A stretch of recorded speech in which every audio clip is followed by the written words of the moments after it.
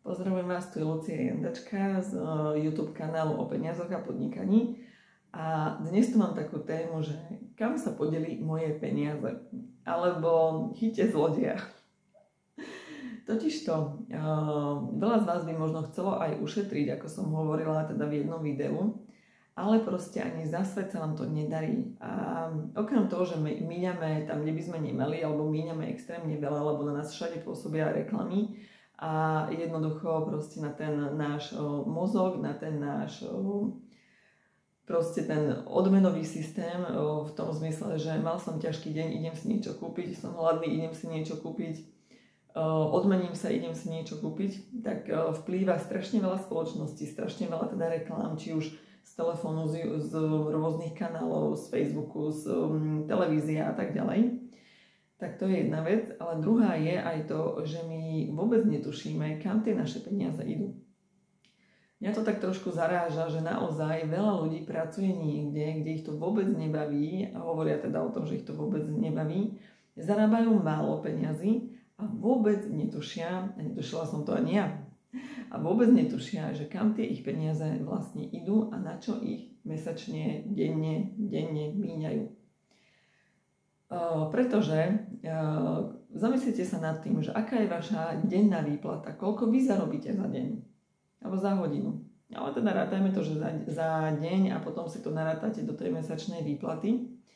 Možno je to 80 eur, možno je to 100 eur, možno to není ani toľko. A vy tie vaše ťažko zarobené peniaze v úvodzovkách, otázka je, ako máte prácu, či je to nejaká fyzicky namáhavá práca, alebo je to práca teda, že kde chodíte s nechuťou a máte tam nejakú kolegyňu, ktorá vás strašne štve, alebo šéfa, ktorý na vás sedí, ale jednoducho ste v tej robote, že vás to úplne tak nebaví, alebo naopak ste aj v práci, ktorá vás baví, naplňa, zarábate, alebo naopak tú prácu robíte práve preto, aby ste zarobili tie peniaze a zarábate tam nadštandardne, ale na konci mesiaca proste neviete, kde tie peniaze sú, čakáte už na ďalšiu výplatu, ste hladní ako keby po tej ďalšej výplate a neviete, kde tie peniaze odišli. A stále niečo platíte a neviete, kde to ide. No, mňa zaráža aj taká vec, že veľakrát, keď stojím pri nejakej pokladni, tak jediný ten blok, kto si berie, som väčšinou ja a nikto iný. A jednoducho, tu je tá odpoveď v týchto bločkoch, v tomto, skrytá reklama, a jednoducho vidíte, že koľko je to položiek. Keď niektorí v podstate ľudia povedia, že no ale ja to mám v hlave, ja presne viem, kde čo míňam, garantujem vám, keď začnete robiť niečo, čo vám teraz poradím, tak zistíte, že vôbec to nemáte v hlave a vôbec ani netušíte, kde tie peniaze míňate vôbec. A neviete ani, že je to toľko. A čo vám ja určite odporúčam je, že nevyhadzujte bloky. Akože je to taká misia a je to taký prvý kľúč k tomu, aby ste si začali sledovať a manažovať, kam tie peniaze vlastne idú. Lebo teda na to, aby ste mali viacej peniazy, jednoducho potrebujete tie peniaze kontrolovať. Kam vy ich vlastne dávate? Potrebujete určitým spôsobom kontrolovať aj seba. A je to lepšie, keď to robíte vy, ako keby vám to mal niekto vyčítať. Napríklad partner, alebo rodič, alebo kto ešte by to mohol byť. Lepšie je, že keď teda vidíte to vy sami na sebe a začnete si písať a začnete si v prvom rade odkladať tieto bloky. Je to riešenie naozaj k tomu, aby ste vy uvideli, že wow, kam mi tie peniaze vlastne idú a že prečo teda ja som takto na doraz, alebo kde mám ten najväčší úbytok tých financií. Lebo reálne si zoberte, že hovorím, vy denne zarobíte určitú sumu a keď zistíte napríklad, že polovicu tej sumy, že vy 4 hodiny svojej práce niekde s prepáčením ani neviete kde, tak si tak uvedomíte, že to som mohol mať napríklad aj voľno, napríklad ak ste živnostník. Alebo tak ja tu drem jak debil, alebo a teraz akože namáham sa a ja tie peniaze len takto niekomu niekam dám, ani neviem kde. Takže odteraz dajte si takú výzvu, dajte si taký challenge, začnite si odkladať bloky. Zoberte si ich, narve vám to peňaženku, nevadí, alebo si začnete hádzať proste do kabelky, do tašky, proste do igelitky, to je jedno, keď skončíte ten nákup, nech vám ten blok proste dajú. Ešte predtým si ale urobte jednu vec, že skontrolujte si na tom bloku, že či sú tam veci, ktoré ste si kúpili a či sú za tú cenu, ktorú ste si kúpili. Alebo teda ste si mysleli, že je tam. Pretože aj to je prvý krok k tomu, ako sa nenechať odrkať. Lebo veľakrát tie reťazce, oni to robia tak, že aj poprehadzujú tovar, alebo musíte mať aplikáciu, alebo proste niečo a vy si to všimnete až doma a už potom tam nič nevyriešite. Takže skôr teda odkladajte si bloky, ale ten blok, keď si zoberiete, si ho aj skontrolujte, čo tam je vlastne napísané, že či teda je tam to, čo ste si kúpili a za tú cenu, čo ste si mysleli, že to stojí. Mne sa takto stalo, že som zaplatila za jeden karfiol, čo viete, že je zelenina, ktorá stojí pár centov, 4 €. A zistila som to teda až keď som bola doma, ale od toho obchodu som bývala vtedy blízko. Tak som sa vrátila, že čo to je za bio, eco, super top karfiol za 4 €. Že to som si mohla pomaly nejaké, neviem, kuracie rezne kúpiť. Takže potom mi tie peniaze vrátili. Ale vy keď ste už tam na mieste, chvíľku skontrolujte si to. A toto je, že musíte byť pri tých peniazoch proste bdelí, že jednoducho ako taký Budha prebudený, že aha, rozmýšľam aj, nenechám sa do toho, viete, veľakrát ste unavení, veľakrát už chcete ísť domov, veľakrát už máte všetko plné zuby, ale teda ušetrite si energiu aj na takéto veci a zamyslite sa a zastavte sa. Proste to je to, že zastavte sa, že aha, že čo som vlastne kupoval. Niekedy je to aj teda o tom, že zaplatíte a zistíte, že nejako veľa som mal platiť za tento alebo mala platiť za tento nákup. Ale teda skontrolujte si blok si odložte.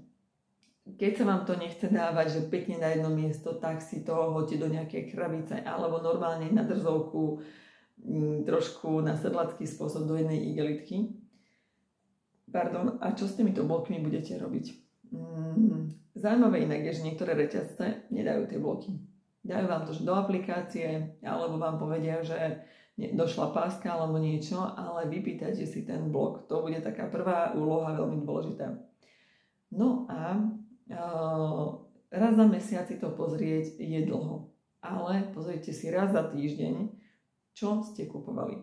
Každý týždeň má 7 dní, buď to robíte v nedeľu, alebo v pondelok, alebo v piatok, ako vám to vyhovuje, ale v piatok je to dobré robiť kvôli tomu, že vidíte už koľko peniazí ste minuli a kam tie peniaze išli.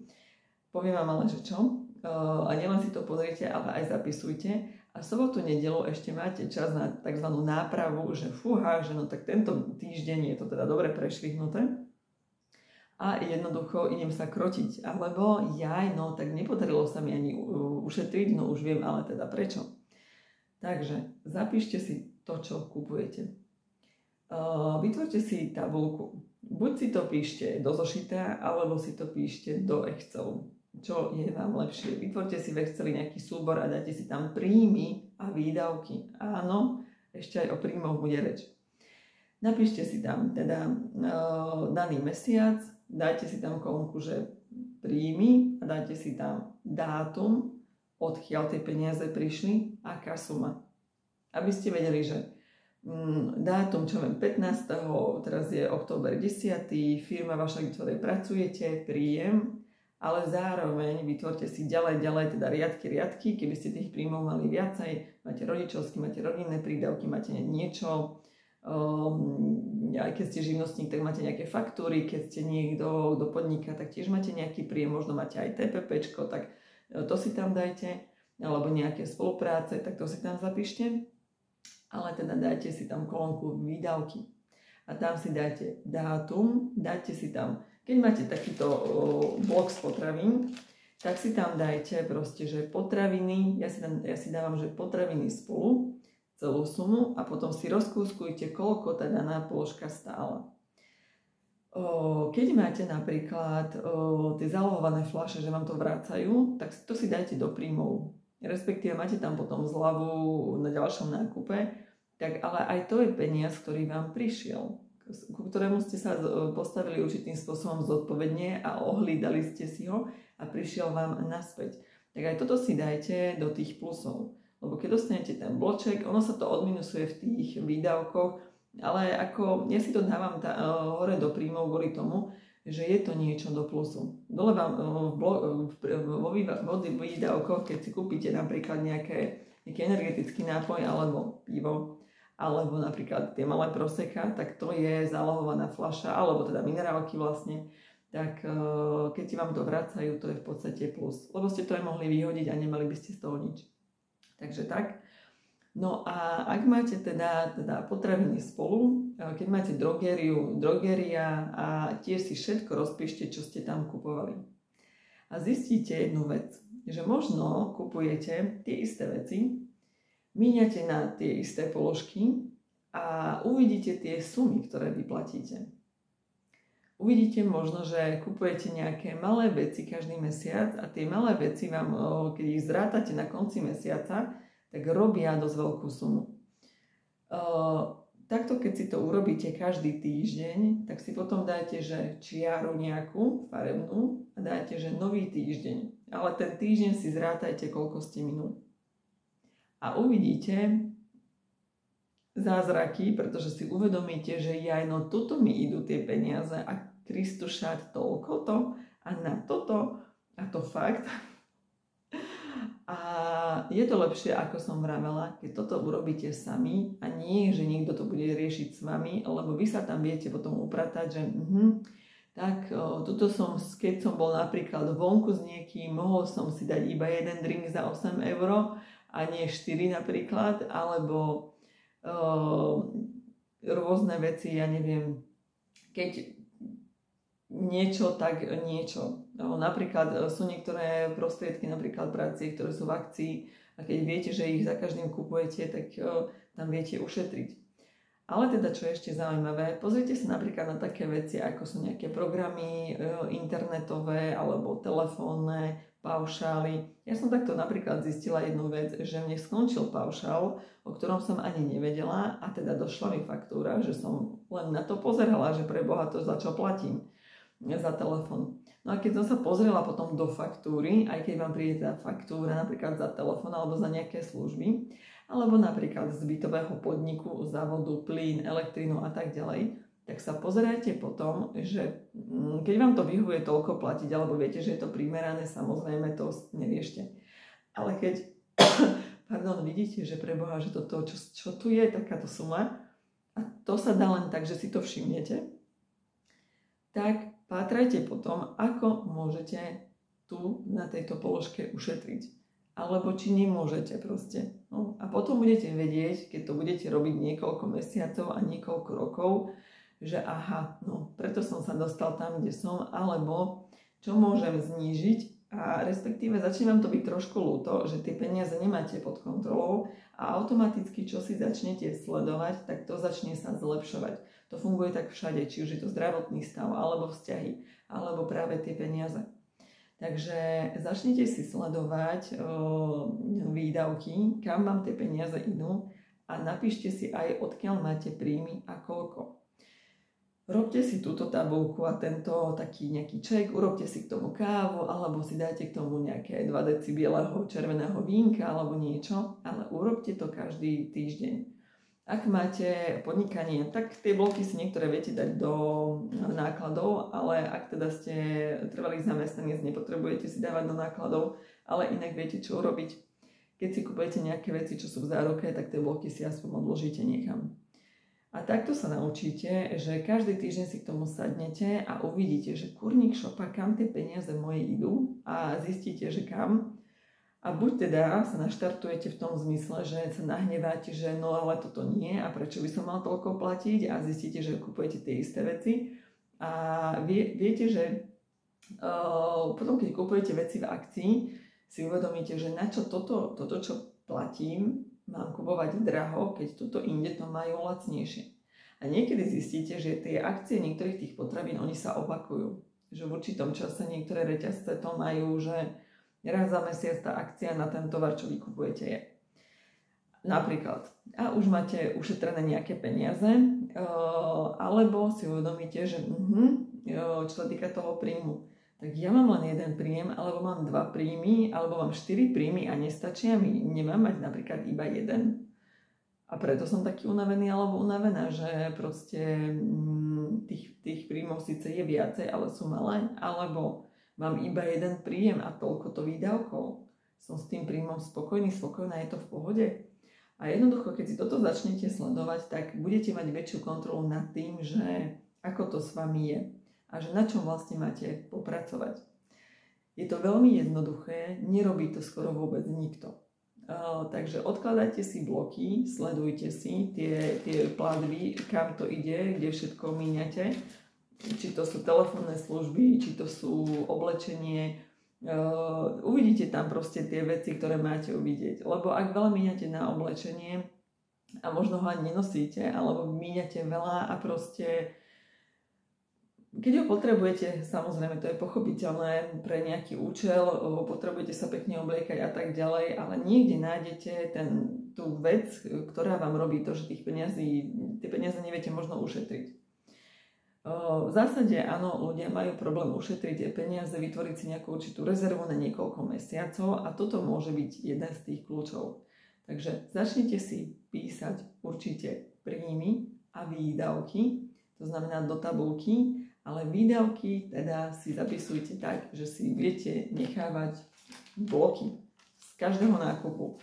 Hoďte si to do tašky niekde a raz za týždeň si k tomu sadnite a zapíšte si to, kam tie vaše peniaze idú, kde ich vy míňate. Takže toto je taká moja veľmi osudová rada a veľmi zásadná, lebo keď to začnete robiť, uvidíte, že kam tie peniaze idú. Poviete si, no toto ja budem robiť vtedy, keď budem zarábať toľko, koľko by som chcel alebo chcela. Robila som tú chybu aj ja. Nerobte to. Začnite si to písať proste teraz a presne uvidíte, že či máte problém v tom, že zarábate málo alebo veľa míňate.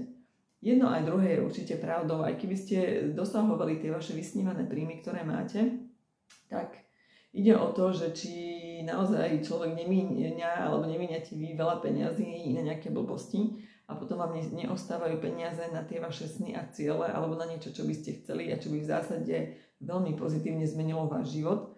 Alebo napríklad sa chcete dopracovať k tej svojej finančnej nejakej rezerve a neviete to urobiť, lebo neviete, kde je chyba. Takže väčšina ľudí by chcelo byť nejakými manažermi.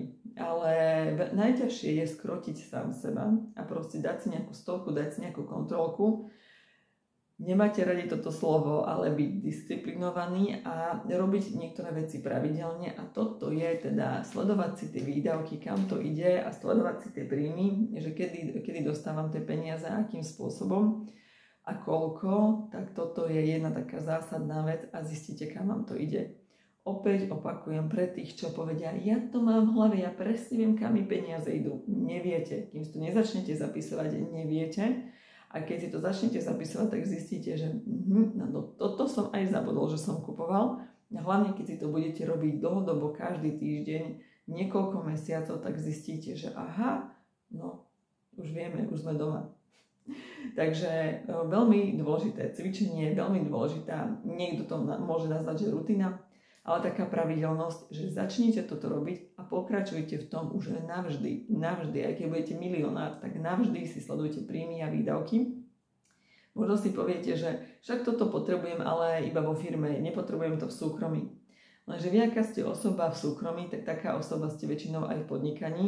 A ak si to nacvičíte a stane sa toto takým vašim denným návykom v súkromí, ako to dáva so svojimi financiami, tak sa vám to ľahšie bude robiť aj v tých firemných. Takže toto platí, aká ste osoba tu, taká ste osoba aj tam, pretože je to pre vás ľahšie a možno, že toto budete vysvetľovať aj tým vašim teda pracovníkom a presne budete vedieť, kde sú tie zádrhely, že sa to niekomu nechce, alebo keď si to začne písať, čo uvidí, presne vám môže niekto rozprávať to, že on si pamätá, kde to je, pamätá si všetky veci, no nepamätá si. No a pre podnikateľov toto môže byť príprava, že možno niektorí z vás robia to, že v marci začnú zháňať všetky bločky, faktúry a všetko na to, aby si urobili daňové priznanie. A toto je vlastne taká príprava na to, aby ste tie bloky a faktúry nenaháňali za celých 12 mesiacov, Ale takto pekne po týždňoch si to postupne môžete chystať a budete aj vedieť, keď si to budete, že väčšinou aj tak tie príjmy a výdavky firemné a súkromné sú väčšinou rovnaké, teda do určitej sumy alebo do určitých, keď máte firmu, kde ste jednočlenná SROčka, väčšinou to tak aj je. A jednoducho si to môžete chystať a už budete vedieť aj skôr, na akých číslach vlastne ste.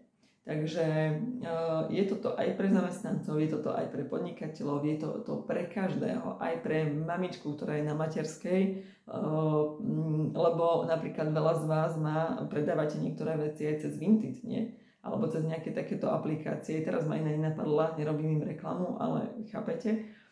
Alebo takisto aj mamička na materskej má výdavky. Takže pozerajte si to, ako to je a pozerajte si to, za čo míňate peniaze. A napríklad, ako keď vám partner dáva peniaze, tak v podstate to je váš príjem.